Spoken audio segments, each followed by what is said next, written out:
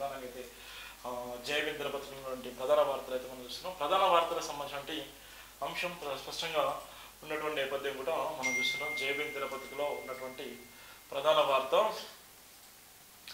సంవత్సర పాలన సత్ఫలితాలు సంవత్సర పాలన సత్ఫలితాలు అనే ప్రధాన వార్త. ఏదైతే 1 year జరిగినటువంటి సందర్భం ఉందో 1 year లో ఏం జరిగింది, ఎలాంటి అభివృద్ధి జరిగింది, కాంగ్రెస్ పార్టీ వైఫల్యాలు ఏంటి, కాంగ్రెస్ పార్టీ అభివృద్ధి ఏంటి, కాంగ్రెస్ పార్టీ సాధించినటువంటి ఎంతవరకు సాధించింది, ఎంతవరకు విజయం సాధించింది, దానివల్ల ఇవాళ ఉన్నటువంటి రాష్ట్ర ప్రజలు ఏమనుకుంటున్నారో, దీనికి సంబంధించిన ఐఏఎస్ ఐపీఎస్ అధికారులు ఏ విధంగా సపోర్ట్ చేసిండ్రు అనేటువంటిది ప్రధాన వార్త కూడా రాష్ట్ర నేపథ్యం ఉంది.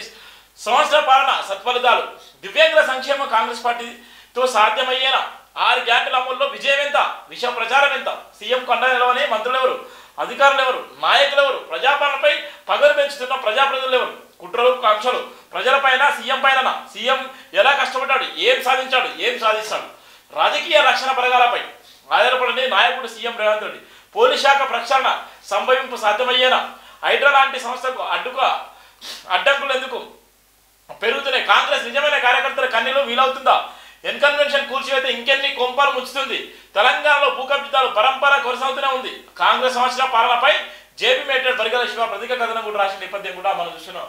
ఇది ఎందుకోసం అంటే సంవత్సర కాలంలో ఉన్నటువంటి అభివృద్ధి, సంవత్సర కాలంలో ఏ విధంగా జరిగింది, సంవత్సర కాలంలో ఎవరికి మేలు జరిగింది, సంవత్సరం జరిగినటువంటి నేపథ్యంలో ఇప్పటికే 5 సంవత్సరాలు ఒక సంవత్సరం అయితే గడిచిపోయింది. ఈ 5 సంవత్సరాల సందర్భంలో ఒక సంవత్సరం గడిచిపోయినటువంటి తరుణంలో ఎలాంటి అవంశాల సంఘటన జరిగింది, ఎలాంటి అభివృద్ధి జరిగింది, 6 గ్యారెంటీలకు సంబంధించిన అంశాన్ని కూడా జయవేంద్ర పత్రిక స్పష్టంగా రాయడం జరిగింది. మోసపోయిన తెలంగాణ రాష్ట్రం మోసగాలను మెచ్చుకుంటుంది, మంచాలను మోసగాలను చిత్రీకరిస్తుందని డాక్టర్ బరిగల శివ తన అభిప్రాయాన్ని వ్యక్తపరిచారు. బుధవారం జేబీ సంస్థ కార్యక్రమం సాక్షిగా కాంగ్రెస్ ప్రజాపాలన సంవత్సరం పదవి కాలం పూర్తి చేసుకున్న సందర్భంగా తన మదిలోని భావనలను సీఎం రేవంత్ రెడ్డి పరిపాలన విధానాలను తెలంగాణ సమాజానికి విశ్లేషణాత్మకంగా కథన రూపంలో వివరించారు. ఎన్నో పాతప్పులు, కష్టాలు, ఎన్నో ఒడిదొడుకులు, ఎన్నో ఆటంకాలు, మరెన్నో అడ్డంకులు, 6 గ్యారెంటీలు సాధ్యమయ్యే అసాధ్యాలకు మధ్య విజయాలు, విష ప్రచారాలు, 50,000 ఉద్యోగులను ఒక్క కేసు పెడకుండా అందించిన గుంపు మేస్త్రి సీఎం రేవంత్ రెడ్డి ఘనతను మిత్రపక్షాల కేంద్రశైల అసత్య ప్రచారంగా వాడుకుంటూ ప్రజలను నమ్మించి కుట్రలు చేస్తున్నారు. ప్రధానంగా తెలంగాణ కాంగ్రెస్ పార్టీ దివ్యాంగుల సంక్షేమాన్ని మరిచిందని చెప్పాలన్నారు. నిజమైన కాంగ్రెస్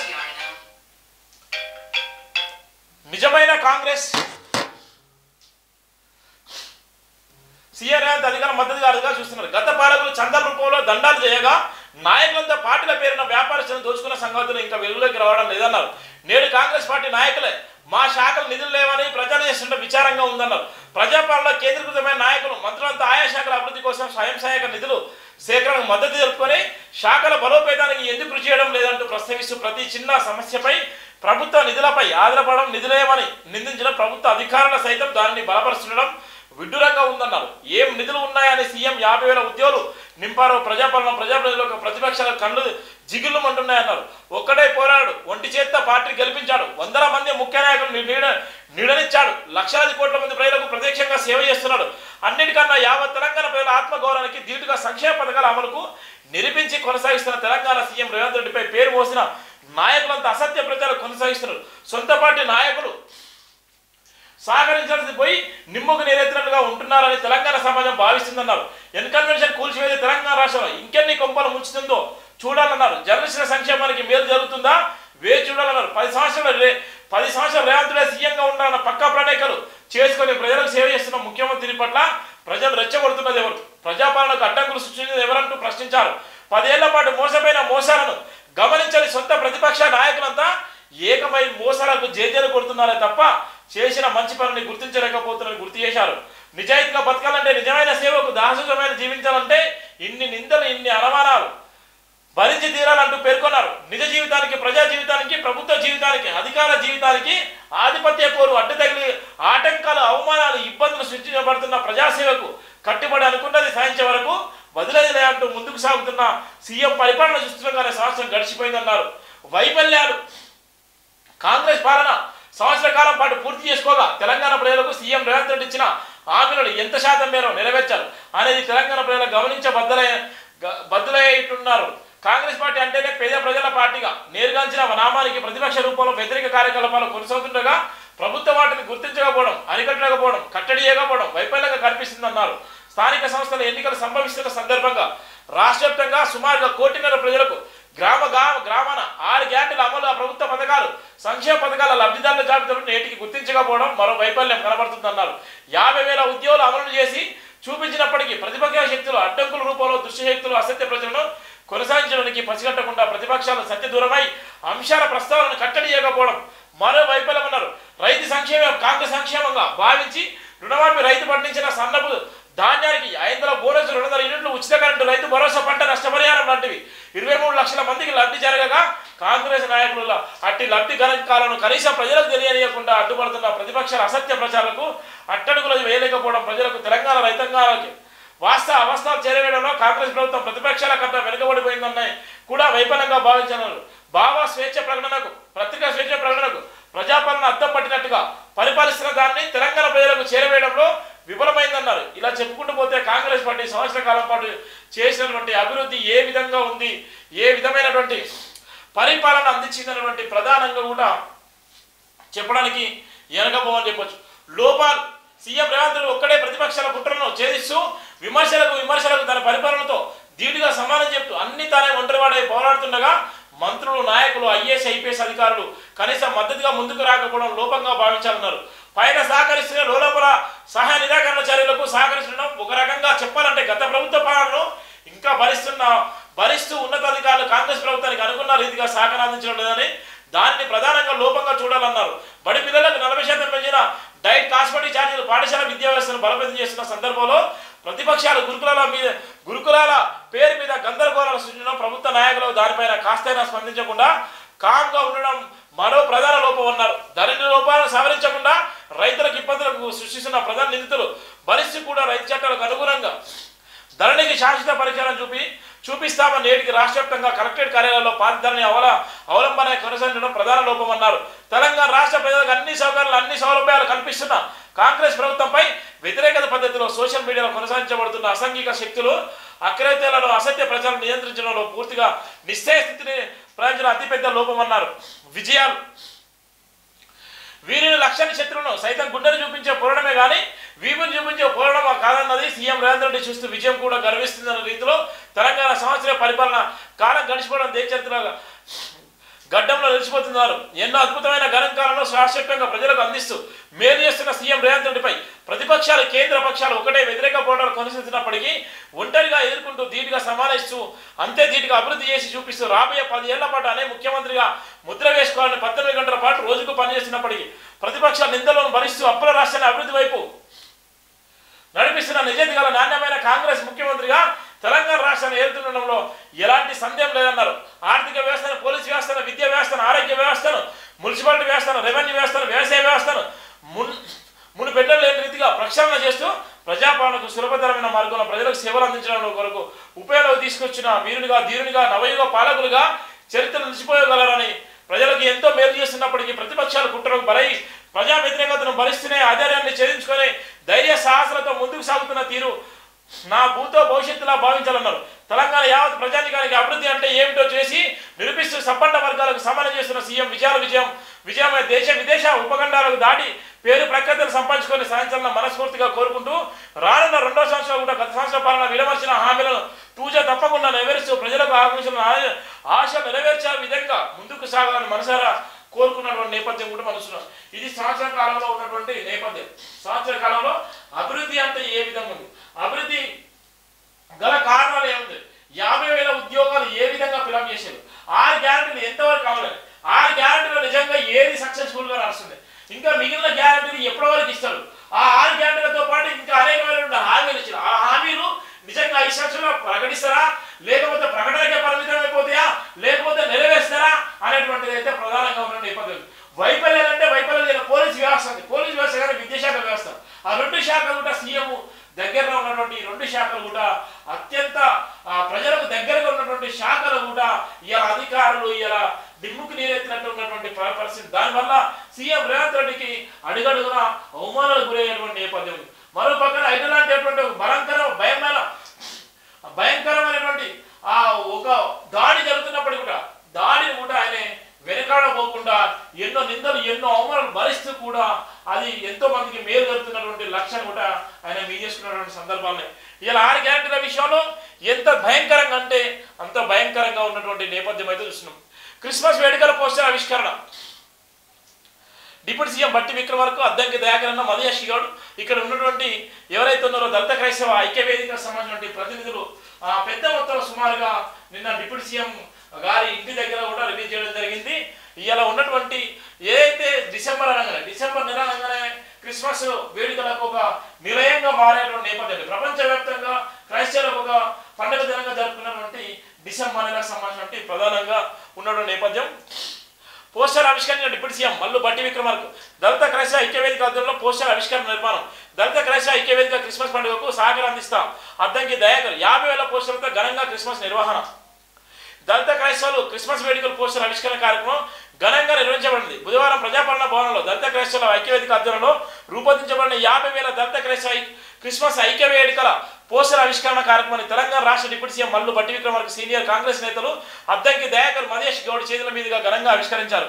దళిత క్రైస్తవ ఐక్యవేదిక founder and chairman R Moses అధ్యక్ష నిర్వహించబడిన ఈ కార్యక్రమంలో జేబీ సంస్థల చైర్మన్ దళిత క్రైస్తవ ఐక్యవేదిక ప్రతినిధి డాక్టర్ బరిగల శివ ప్రత్యేక ఆకర్షణ నిలవగా బిషప్ స్వామి దాసు, అల్లారి రాజు, ముంపడి గోపాలు, సునీలు, ఎడ్వెంచర్ శామ్యులు, తలారి గోపాలు తదితరులు పాల్గొన్నారు. ఈ సందర్భంగా బరిగల శివ స్పందిస్తూ డిప్యూటీ సీఎం బట్టి విక్రమార్క లాంటి నాయకుడు నిజాయితీ నిబద్ధతకు ప్రజాసేవకు ఎనలేని గౌరవాన్ని తెచ్చిపెడుతున్నందున తన చేతుల మీదుగా పోస్టర్ ఆవిష్కరణ జరిగించాలని దళిత క్రైస్తవ ఐక్యవేదిక సంస్థ పెద్దలకు ఒప్పించి మెప్పించి ఆవిష్కరించబోయడం ఆనందంగా ఉందన్నారు. డిసెంబర్ మాసం అనగానే క్రైస్తవులకు అత్యంత విశ్వాసంగా గౌరవంగా జరుపుకునే పండుగ క్రిస్మస్ వాతావరణాన్ని ప్రపంచ దేశాలు ఘనంగా నిర్వహించుకుంటూ ఉన్న తెలంగాణలో దళిత క్రైస్తవ సంస్థలకు తెలంగాణ కాంగ్రెస్ ప్రభుత్వం అండగా నిలవాలనేవి కులాలకు మతాలకు అతీతంగా క్రిస్మస్ వేడుకలు జరుగుతుండగా తెలంగాణ కాంగ్రెస్ ప్రధాన నేత అద్దంకి దయాకర్ అన్న సహకారంతో క్రిస్మస్ వేడుకలు ఘనంగా నిర్వహించుకుంటామని తెలిపారు.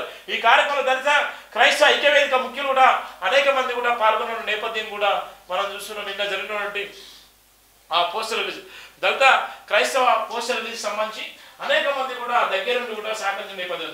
అక్కడ ఉన్నటువంటి డిప్యూటీ సీఎం కూడా వెంటనే ఫోన్ చేయడంతో వెంటనే స్పందించి ఆ లోపలికి పిలిపించి ఆ ఉన్నటువంటి ప్రజాప్రతినిధులతో పాటు అక్కడ ఉన్నటువంటి ముఖ్య నాయకులు ఏవైతే దళిత క్రైస్తవ సంబంధించినటువంటి ముఖ్య నాయకులు అందరూ కూడా పిలుచుకొని అక్కడ ఆయన ఇనాగ్రేషన్ చేయడం జరిగింది. అంటే ఒక పక్కన మరో దళిత క్రైస్తవులకు సంబంధించినటువంటి అంశాలు ఇస్తుంటే అనేక సందర్భాల్లో దాడులు జరుగుతున్నాయి, రేపులు జరుగుతున్నాయి, భయంకరమైన ట్రోలు జరుగుతున్నాయి.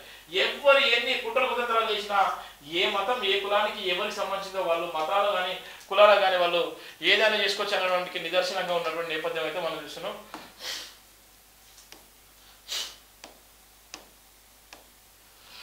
హరీష్ రావుపై పోలీస్ స్టేషన్లో కేసు.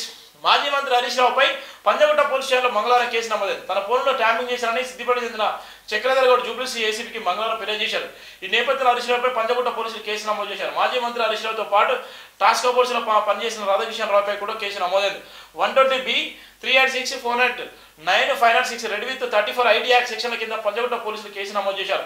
మిస్టర్ రేవంత్ రెడ్డి అడుగడుగున నువ్వు చేసిన అన్యాయాలు నిలదీస్తున్నందుకు, నీ నిజ స్వరూపాన్ని బట్టబయలు చేసినందుకు, ప్రజల పక్షం నీ మీద ప్రశ్నలు సంధిస్తున్నందుకు భరించలేక సహించలేక నా మీద అక్రమ కేసులను బనాయిస్తున్నామని మండిపడ్డారు. నీకు చేతనైందని ఒకటే, తప్పు చేసి దబాయించిన తప్పుడు కేసులు భరించలేమని విమర్శించారు. నీ 2 రాగాల వైఖరిని బట్టబయలు చేసినందుకు, ప్రజాక్షేత్రం నిలదీసినందుకు తట్టుకోలేక ఇవాళ పంజగుట్ట స్టేషన్లో మరో తప్పుడు కేసు పెట్టించాలని మండిపడ్డారు. నువ్వు 1,00,000 తప్పుడు కేసులు పెట్టించినా నేను ప్రజల పక్షాన ప్రశ్న ఆపనని హరీష్ రావు స్పష్టం చేశారు. ప్రజాకోర్టులో ప్రజా తీర్పుతో నీకు తగిన శిక్ష పడేంత వరకు ఆగనని ఆయన తెలిపిన నేపథ్యం కూడా మనం చూస్తున్నాం. ముమ్మాటికి బూటకపు ఎన్కౌంటర్లే. ములుగు జిల్లా చల్పక సమీపంలో మావోయిస్టులపై జరిగింది ముమ్మాటికి బూటకపు ఎన్కౌంటర్ అని సిపిఐ రాష్ట్ర కార్యదర్శి కొత్తగూడెం ఎమ్మెల్యే కూనంరెడ్డి సాంబశివరావు ఆరోపించారు. ఆ ఎన్కౌంటర్పై ప్రభుత్వం వెంటనే జ్యుడిషియల్ ఎంక్వైరీ వేయాలని డిమాండ్ చేశారు. మంగళవారం హైదరాబాద్లోని సిపిఐ రాష్ట్ర కార్యాలయం మగ్ధ భవన్లో కూనంరెడ్డి సాంబశివరావు మాట్లాడుతూ ప్రశ్నించే వాళ్లకు బతికే స్వేచ్ఛ లేదా అని ప్రశ్నించారు. 2020 నాటికి మావోయిస్టులను తుడిచిపెడతామని కేంద్ర మంత్రి అమిత్ షా ప్రకటించడం అర్థం ఏమిటని కూనంరెడ్డి సాంబశివరావు ప్రశ్నించారు. ప్రశ్నించే వారికి స్వేచ్ఛ లేదా, వారిని బతకనివ్వాలని ఆగ్రహం వ్యక్తం చేశారు. మావోయిస్టులు పరిమితి సంఖ్యలోనే ఉండవచ్చని, కానీ వారితో పాటు కమ్యూనిస్టులందరినీ భావజనం ప్రశ్నించమేనని ప్రశ్నించే వారందరినీ చంపేస్తారా అని ఆయన ప్రశ్నించారు. అసలు రాష్ట్రంలో జరుగుతున్న ఎన్కౌంటర్లు తెలంగాణ ప్రభుత్వానికి తెలిసి జరుగుతున్నాయా, తెలియక జరుగుతున్నాయా అని ప్రశ్నించారు. ఛత్తీస్గఢ్ తెలంగాణ సరిహద్దులో జరిగిన ఎన్కౌంటర్లో తెలంగాణ పోలీసులు ఎందుకు పాల్గొన్నారని కూనంరెడ్డి సాంబశివరావు ప్రశ్నించారు. ఇందుకు ప్రభుత్వ బాధ్యత వహించి సమాధానం చెప్పాలని డిమాండ్ చేశారు. ఒకవేళ తెలియకుండా జరిగితే ముఖ్యమంత్రి రేవంత్ రెడ్డి చొరవ తీసుకొని జరుగుతున్న పరిణామాలపై సమీక్షించాలని సాంబశివరావు సూచించారు.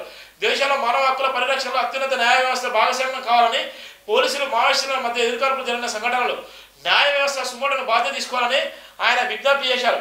న్యాయ వ్యవస్థ పట్టించుకున్నట్లయితే దేశంలో మానవ హక్కులను స్థానం లేకుండా పోతున్న ఆవేదన కూడా వ్యక్తం చేసిన నేపథ్యం ఉంటుంది. నిన్న జరిగినటువంటి బూటపు హెలికాప్టర్ల విషయంలో ఆయన స్పందించిన నేపథ్యం కూడా మనం చూస్తున్నాం. తెలుగు రాష్ట్రాల్లో బుధవారం తెల్లవారుజామున భూ ప్రకంపనలు భయాందోళనకు గురి చేశాయి. తెలంగాణలో హైదరాబాద్, హన్మకొండ, వరంగల్, భూపాలపల్లి, కొత్తగూడెం, ఖమ్మంలోని చార్ల, మనుగూరు సహా పలు ప్రాంతాల్లో పలు చోట్ల భూమి స్వల్పంగా కనిపించింది. అలాగే ఏపీలో విజయవాడ, జగ్గేపేట, తిరువూరు, గంబలగూడెం పరిసర గ్రామాల్లో పలు సెకండ్ల పాటు భూమి కంపించింది. బుధవారం ఉదయం 7:20 గంటల నుంచి 7:20 గంటల ప్రాంతంలో వివిధ ప్రాంతాల్లో కొద్ది సెకండ్ల పాటు భూమి కంపించిందని చెప్తున్నారు. భూ ప్రకంపనలతో తెలుగు రాష్ట్రాల్లో ప్రజలు ఉలిక్కిపడ్డారు. దీంతో ప్రజలు భయంతో ఇళ్ల అపార్ట్మెంట్ నుంచి బయటకు పరుగులు తీశారు. ఏం జరుగుతుందో తెలియక భయాందోళనలో కూడా గురైన నేపథ్యం కూడా మనం చూస్తున్నాం. నిన్న జరిగిన భూకంపాలలో నిన్నైతే భూకంపం నైట్ జరిగిన నేపథ్యంలో భూకంపాలు జరిగిన నేపథ్యంలో చాలా వరకు భయంతో కూడా బిక్కుబిక్కుమన్నటువంటి నేపథ్యం అయితే మనం చూస్తున్నాం. ఇది ప్రధానంగా ఉన్నటువంటి నేపథ్యం. మోడీ మౌనం వీడాలి, ఆదాయ ముడుపులపై నోరు విప్పాలి, ప్రభుత్వ చర్చ నుంచి పారిపోతుంది. పార్లమెంట్లో ప్రతిపక్షాల ఆందోళన, ఉభయ సభలో వాయిదా. లోక్సభలో కోస్టల్ షిప్పింగ్ బిల్లు, ఆదాయ ముడుపుల వ్యవహారంపై ప్రధాని మోడీ మౌనం వీడాలని ప్రతిపక్షాలు డిమాండ్ చేశారు. ఆదాయ గ్రూపు లంచంపై చర్చించాలని ఈ అంశంపై జాయింట్ పార్లమెంటరీ కమిటీ జేపీసీ వేయాలని డిమాండ్ చేస్తూ ప్రతిపక్షాలు ఆందోళన చేయడంతో పార్లమెంట్ ఉభయ సభలు దద్దరిల్లాయి. ప్రభుత్వ చర్చకు ముందుకు రాకపోవడంతో పార్లమెంట్ ఉభయ సభలు వాయిదాలు పర్వంతో సరిపెట్టుకోవాల్సి వచ్చింది. నిమిషాల్లోనే లోక్సభ, రాజ్యసభ మంగళవారానికి వాయిదా పడ్డాయి. తొలుత లోక్సభ ప్రారంభంగానే స్పీకర్ ఓం బిర్లా ప్రశ్నలు నిర్వహించేందుకు ప్రశ్నించారు. దీంతో ప్రతిపక్ష సభ్యులు వెలుగులోకి తీసుకెళ్లేందుకు ఆందోళన చేపట్టారు. ఆదాయ అంశంపై ప్రజలు స్పందించాలంటూ నినాదాలు ఓరెత్తించారు. ఈ ఆందోళన మధ్య కేంద్ర మంత్రి సర్బానంద సోనోవాల్ కోస్టల్ షిప్పింగ్ బిల్లును ప్రవేశపెట్టిన నేపథ్యం కూడా మనం చూస్తున్నాం. ఎంత భయంకరంగా ఉందో చూస్తున్నాం. పార్లమెంట్లో ఇలా ఉన్నటువంటి నేపథ్యంలో పార్లమెంట్లో అయితే బిల్లు ఏదైతే ఆ బిల్లు పెట్టిన నేపథ్యంలోనే ప్రభుత్వం అయితే ఏదైతే కేంద్ర ప్రభుత్వం అయితే మౌనం వీడాలి, మోడీ మాట్లాడాలి, ఆదాయ పైన జరిగేటువంటి ప్రతిపక్షాలు వేసేటువంటి ఆ మాటలకు ఆ సమాధానం చెప్పాలని కూడా పెద్ద ఎత్తున కూడా వాళ్ళు చేస్తున్న నేపథ్యం అయితే మనం చూస్తున్నాం.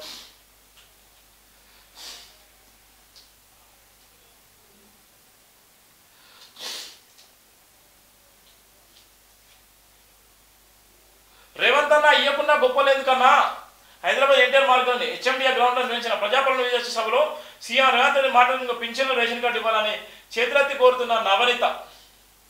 తిరగబడ్డ మహిళలు ఒకే రోజు 4 చోట్ల కాంగ్రెస్ నేతలు లలిత ఇచ్చిన మాట ప్రకారం పింఛన్లు రేషన్ కార్డులు ఇవ్వు, అప్పుడు పండుగల సభలు పెట్టుకుందాం. సీఎం రేవంత్ సభలో మహిళా నవనీత నిరసన. ఆగని బస్సులకు ఉచిత బస్సు మాకేందుకు. మక్తల్ ఎమ్మెల్యే శ్రీయాన్ని నిలదీసిన మహిళలు. తులం బంగారం ఏదైనా ఎమ్మెల్యే వివేక్పై ప్రశ్నలు.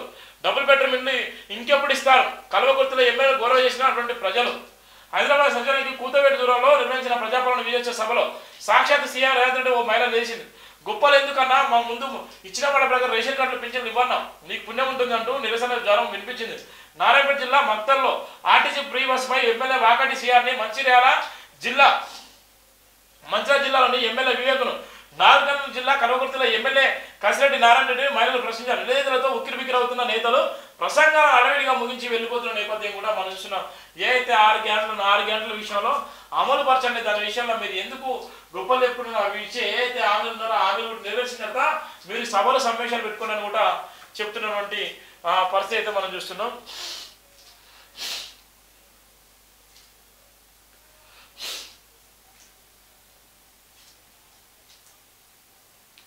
నువ్వు ఆత్మహత్య చేసుకున్నా మూసీ ప్రక్షాళన ఆగదు. కేబీఆర్ పార్క్ వద్ద నిర్వహిస్తున్న అండర్ పాస్ మ్యాన్ను పరిశీలిస్తున్న సీఎం రేవంత్ రెడ్డి. ఇక్కడ ఉన్నటువంటి డిప్యూటీ సీఎం కిషన్ రెడ్డి పేదలపై ముసలి కన్నీరు వద్దు, మోడీని తీసుకొచ్చి మూసిని చూపించు. గిఫ్ట్ సిటీని గుజరాత్లో తీసుకెళ్లిన ప్రధాని తెలంగాణకు నువ్వేం తెచ్చినావు, దమ్ముంటే కేంద్రం నుంచి ఫండ్స్ తీసుకురా, సన్మానం చేస్తా. నిధులు తెస్తావా, గుజరాత్కి వలస వెళ్తావా, 6 నెలల టైం ఇస్తున్నా, ఏం చేస్తావో చెప్పు. న్యూయార్క్ వంటి నగరాల మాదిరిగా హైదరాబాద్ అభివృద్ధి 40 నుంచి 50 ఎకరాల్లో ఫ్యూచర్ సిటీ. రాష్ట్రంలో రియల్ ఎస్టేట్ ఆదాయం పెరిగింది. హైదరాబాద్ రైజింగ్ సభలో సీఎం రేవంత్ రెడ్డి పలు అభివృద్ధి పనులకు వర్చువల్గా శంకుస్థాపన ప్రారంభోత్సవంలో ఆయన చేసిన నేపథ్యంలో ఆత్మహత్య చేసుకున్న కూడా మూసీ ప్రక్షాళన ఆగదు. మూసీ ప్రక్షాళన విషయంలో ఎవరు ఎన్ని అడ్డంకులు కూడా ఆగదు. అక్కడ కిషన్ రెడ్డిని వచ్చి అడ్డుపడ్డా లేకపోతే అక్కడ వచ్చి ఆత్మహత్య చేసుకున్నా కూడా మూసీ ప్రక్షాళన ఏమాత్రం ఆగదని కూడా ఆయన గట్టిగా చెప్పిన నేపథ్యం కూడా చూస్తున్నాం. మూసీ వద్దని కేంద్ర మంత్రి కిషన్ రెడ్డి అంటున్నారు. మోడీ కంటే మంచి పేరు వస్తుందని ఆయన మా కళ్ళలో కట్టెలు పెడుతున్నారు.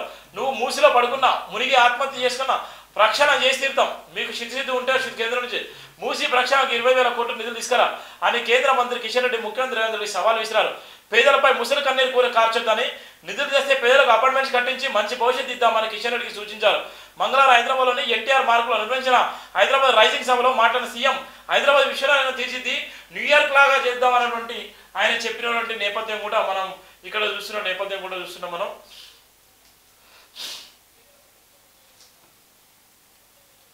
ముచ్చర్ల ఫార్మసిటీకి భూదాన్ భూములు 250 ఎకరాల అప్పనంగా కలిపేసి పరిహారం, ఇతర అవసరాలకు ఈ భూములు వాడద్దని చట్టం. లబ్ధిదారు జాబితాలో మాజీ ఎమ్మెల్యేల భార్యలు, ప్రభుత్వానికి ₹1 నష్టం. అది భూదాన్ భూమి అని తెలిసిన ఆర్టీఐ రెవెన్యూ రికార్డులో పట్టా భూమిగా ఎంట్రీ. స్పష్టత తెలియక ముందే నష్టపరిహారం చెల్లింపు.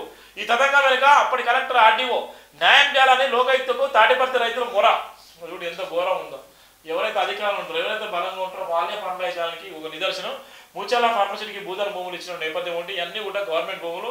ఈ గత బీఆర్ఎస్ హయాంలో ఉన్నటువంటి ఎమ్మెల్యేల భార్యల పేరు మీద ఉన్నటువంటి రిజిస్ట్రేషన్ భూములు దీనికి మొత్తం కలెక్టర్లు ఉన్న ఆర్డీఓలు సహకరించినటువంటి ఆ నేపథ్యం అయితే మనం చూస్తున్నాం. గత బీఆర్ఎస్ ప్రభుత్వం అత్యంత ప్రతిష్టాత్మకంగా చేపట్టిన ముచ్చర్ల ఫార్మసిటీ భూసేకరణలో అవకతవకలు చోటు చేసుకున్నాయి. కందుకూరు యాచార మండలంలో సేకరించిన వేలాది ఎకరాల భూమి నష్టపరిహారం చెల్లింపులు అక్రమాలు జరుగుతున్నట్లుగా ఇప్పటికే ఫిర్యాదు వచ్చాయి. తాజాగా భూదాన్ భూములకు నష్టపరిహారం చెల్లించాలన్న ఫిర్యాదులు వస్తున్నాయి. రంగారెడ్డి జిల్లా యాచార మండలం తాటిపర్తిలో 250 ఎకరాల భూదాన్ భూములకు ఫార్మసిటీలో కలిపేశారు. భూదాన్ భూములకు ఇతర అవసరాలకు కోసం వాళ్ళు నిర్మించుకున్న నేపథ్యం కూడా మనం చూస్తున్నాం. ఇది ఉన్నటువంటి పరిస్థితి.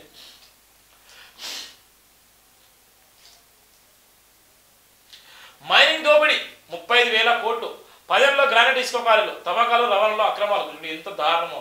మైనింగ్ దోపిడీ 35,000 కోట్ల రూపాయలు.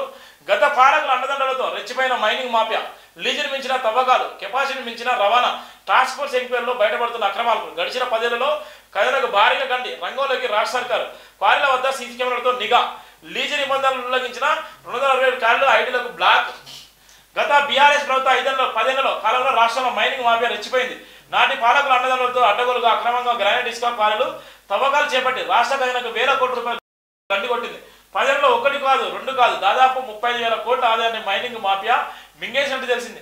కొన్ని చోట్ల అనుమతులు మించి తవ్వకాలు చేయగా, ఇంకొన్ని చోట్ల అసలు అనుమతులు లేకుండా గడువు తీరిన తర్వాత కూడా యథేచ్ఛగా గ్రానైట్ ఇసుక తవ్వకాలు జరపడం జరిగింది. ఆయా జిల్లాలో అప్పటి అధికార పార్టీ లీడర్లు కొందరు అధికార పోలీసులకు కుమ్మక్కై వేల నడిపినట్టు రాష్ట్ర ప్రభుత్వం ప్రాథమికంగా నిర్దేశించిన నేపథ్యం కూడా మనం చూస్తున్నాం. ఇది ప్రధానంగా ఉన్నటువంటి పరిస్థితి. రేపే ప్రమాణం తేలని సీఎం, మహారాష్ట్ర ముఖ్యమంత్రిపై వీడియోను సస్పెండ్. ఇప్పటిదాకా భేటీ కాని కూటమి నేతలు. ముంబైలో ఫడ్నవీస్, దానిలోనే షిండే, ఢిల్లీలో అజిత్. సీఎం పదవి కోసం పట్టుబడుతున్న షిండే. నేడు బీజేపీ శాసనపక్ష నేత ఎన్నిక, మధ్యాహ్నం కూటమి ఎమ్మెల్యేలు భేటీ. సీఎం ఎవరైనా దానిపై కూడా అధికారిక ప్రకటన చేసేటువంటి నేపథ్యం అయితే ఇక్కడ మనం చూస్తున్నాం. ఇవి ప్రధానంగా ఉన్నటువంటి వార్తలు.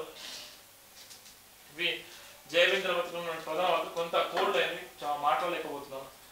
చాలా వరకు అయితే ఎంత ఇబ్బంది ఉందో మీకు తెలుసు. అయినప్పటికీ కూడా మార్నింగ్ లైవ్ చదవాలన్నటువంటి ఒక బలమైనటువంటి లక్ష్యంతో మార్నింగ్ లైవ్ చదివే ప్రయత్నం చేస్తున్నాను. Thank you so much. జై భీమ్.